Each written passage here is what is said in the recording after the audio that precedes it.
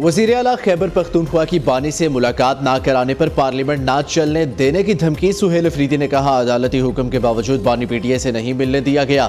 तमाम आईनी और कानूनी रास्ते अपना चुके। अटियाला जेल का धरना खत्म, आइंदा का लाहे अमल मंगल को देंगे। Chief justice Islamabad high court की वज़ीर आला खैबर पख्तूनख्वा को no lift. Suhail Afridi chief justice के सेक्रेटरी ऑफिस में बैठे रहे। चीफ जस्टिस का मिलने से इनकार, मिले बगैर वापस चले गए। दूसरी जानिब अलीमा खान ने इस्लामाबाद हाई कोर्ट में तौहीन अदालत की दरख्वास्त दायर कर दी। दरख्वास्त में मौक़िफ़ इख्तियार किया, अदालती हुक्म पर अमल ना करने पर जिम्मेदारों को तौहीन अदालत की सजा दी जाए। सुपरिटेंडेंट अडियाला जेल, वफाकी सेक्रेटरी दाखिला और सेक्रेटरी होम डिपार्टमेंट पंजाब को दरख्वास्त में फरीक बनाया गया।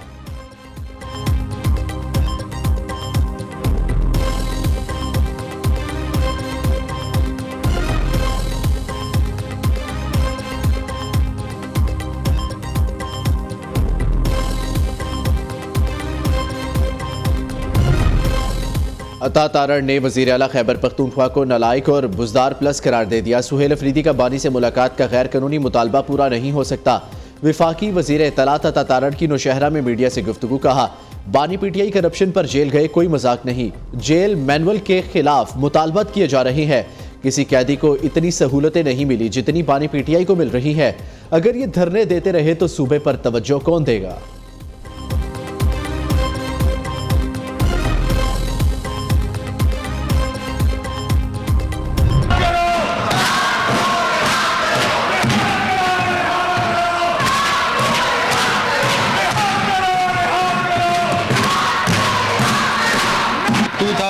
2025 was passed by Senate and transmitted to the National Assembly, but not passed by National Assembly within 90 days.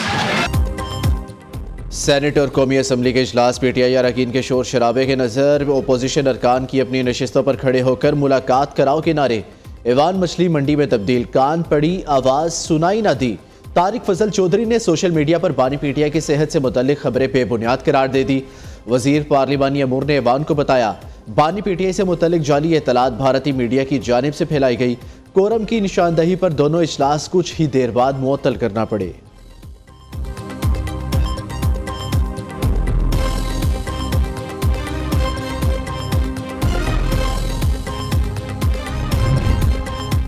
बानी पीटीआई की सेहत बिल्कुल ठीक, उनकी जान को कोई खतरा नहीं। अडियाला जेल हुकाम का कहना है, बानी की तमाम ज़रूरियात का ख्याल रखा जा रहा है। हफ्ते में एक बार बानी की बुशरा बीबी से मुलाकात कराई जाती है। एक बैरिक के 6 कमरे बानी के ज़ेर इस्तेमाल है। बानी को डीवी और अखबार की सहूलत भी फराहम है। बानी को हफ्ते में एक बार बाहर से खाना मंगवाने की इजाज़त है, जिसमें देसी मुर्गी और मछली शामिल होती है। मुलाकातों का तमाम अमल मैनुअल के मुताबिक किया जाता है। हदूद से बाहर के मामलात की जिम्मेदारी इंतजामिया की नहीं।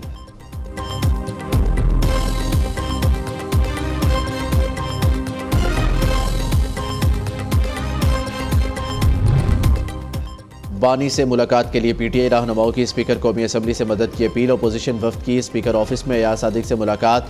बैरिस्टर गोहर असद कैसर, शहराम तरक्की, अलावा नासिर अब्बास शामिल। अयाज सादिक की हुकूमत और अपोजिशन के दरमियान पुल का किरदार अदा करने की यकीन दहानी। शिकवा किया, कई बार मिल बैठकर मसाइल पर बात करने की पेशकश की। अपोजिशन की जानिब से ताउन नहीं मिल रहा।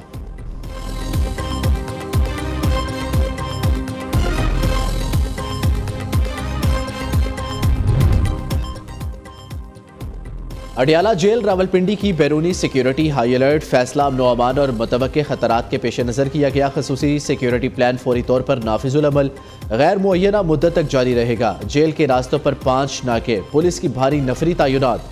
12 थानों के SHOs 2 शिफ्टों में 12-12 घंटे ड्यूटी अंजाम देंगे।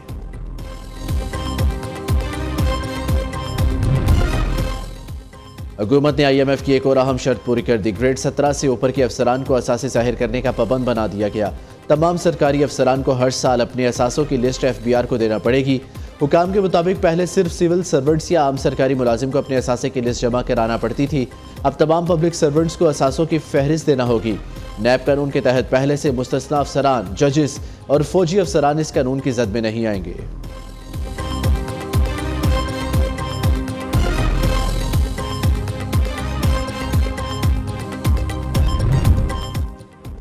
पंजाब की शुगर मिल्स के गठजोड़ का बड़ा स्कैंडल बेनकाब। मुसाबकती कमीशन ने मिलीभगत से गन्ने की कीमत मुकर्रर करने वाला शुगर मिल्स कार्टिल पकड़ लिया।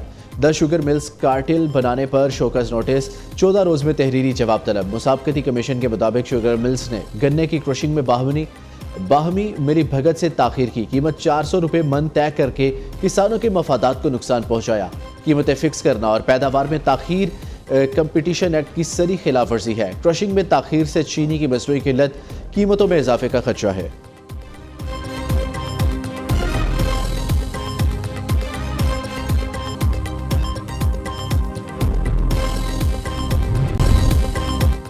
ज़िमनी इंतखाबात में नताइज के अमल में शफाफियत का खला पाया गया। फाफिन ने 23 नवंबर के ज़िमनी इंतखाबात की रिपोर्ट जारी कर दी। 28% पोलिंग बूथ पर पहले से स्टैंप लगाने के वाक़यात रिपोर्ट हुए। 29% बूथ पर मावून अफसरान ने बैलेट पेपर पहले से साइन किए। 13 पोलिंग स्टेशन पर फॉर्म 45 मुबस्सिरीन को भी नहीं दिया गया। 43% पोलिंग स्टेशन पर एजेंट से नतीजा फॉर्म पर दस्तखत नहीं लिए गए। ज़्यादातर हलकों में टर्नआउट 50% से कम रहा। रिपोर्ट के मुताबिक 97% पोलिंग एजेंट्स ने पोलिंग के अमल पर इत्मीनान का इजहार किया, जो मजमूई इंतखाबी इंतजामात के लिए एक मस्बत इशारा है।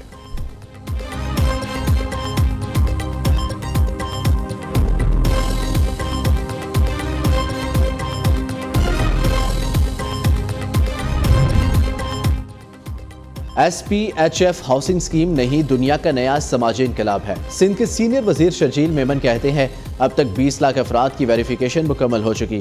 15 लाख लोगों के अकाउंट्स खोले जा चुके। मजीद 6.5 लाख घरों की तामीर तकमील के करीब है।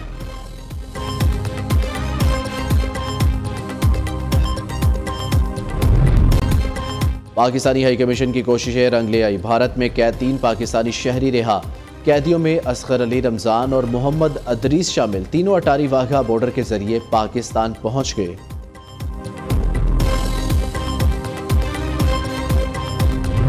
For the past 2 decades, Pakistan has endured countless similar terrorist incidents with clear linkages from Afghanistan. This incident signifies the challenges posed by transnational terrorism and underscores the need for enhanced global cooperation to confront this menace.